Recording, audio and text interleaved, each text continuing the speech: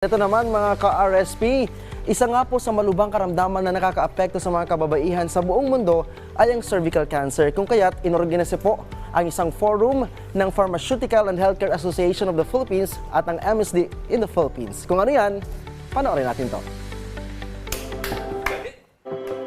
Ang cervical cancer ay ang pangalawa sa pinakakaraniwang cancer na tumatama sa mga kababaihan. Araw-araw, tinatayang nasa 12 Pilipina ang namamatay dahil dito. Ibig sabihin, every 2 hours, isang babae ang natatalo sa laban against cervical cancer at isang pamilya ang nawawala ng mahal sa buhay.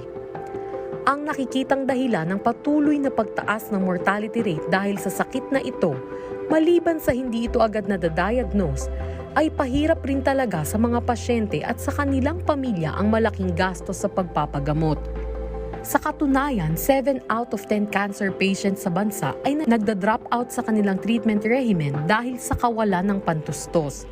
Kaugnay nito ay isang forum na may titulong Together for Health, Making a United Stand Against Cervical Cancer ang inorganisa ng Pharmaceutical and Healthcare Association of the Philippines at ng MSD in the Philippines. Ito ay upang mas maintindihan pa at mas maitaas ang kamalayan ng nakararami sa hirap na akibat ng pagkakaroon ng cervical cancer. At upang mabigyang diin ang urgency ng pagkakaroon ng multi-sectoral na aksyon patungo sa agarang eliminasyon ng sakit na ito. Yung vaccine hesitancy, of course, is one thing that we're trying to resolve. Intervention siya that really helps a lot of women all over the world, not just in the Philippines.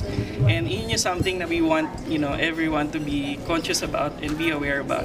Yun yung hope namin na at least mag-continue yung discussion, and it's not just stopping about us or other partners, but really linking in patients to their needed information. Nais rin ng forum na ito na ipagbigay alam sa nakararami na ang cervical cancer ay maaaring maiwasan sa pamamagitan ng regular screening at sa pamamagitan ng pagpapabakuna laban sa HPV o Human Papillomavirus na sanhi ng 99% ng kaso ng cervical cancer.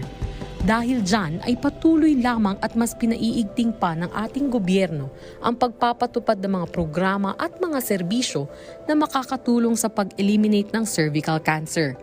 Kagaya na lamang ng National Integrated Cancer Control Program ng Department of Health, Medical Assistance o Health Insurance Program ng PhilHealth at marami pang ibang government agencies. Tiyaga lang pala talaga kasi meron namang available naman yung help. Pagtsatsagaan mo lang, huwag ka lang magrereklamo kasi talagang mahirap, 'di ba? Pero it's having yung right attitude in everything. So, walang imposible, 'di ba? Makakakuha ka ng help basta pagtsatsagaan mo rin lang. I think PhilHealth paid for about 60% of my radiation treatment, which is really a lot when you know that the government insurance actually works pala. Yes. And I personally was a beneficiary of it. Sa pamamagitan ng education, prevention, screening at treatment, hindi malayong makamit natin ang posibilidad na mabigyan ng katapusan ang cervical cancer.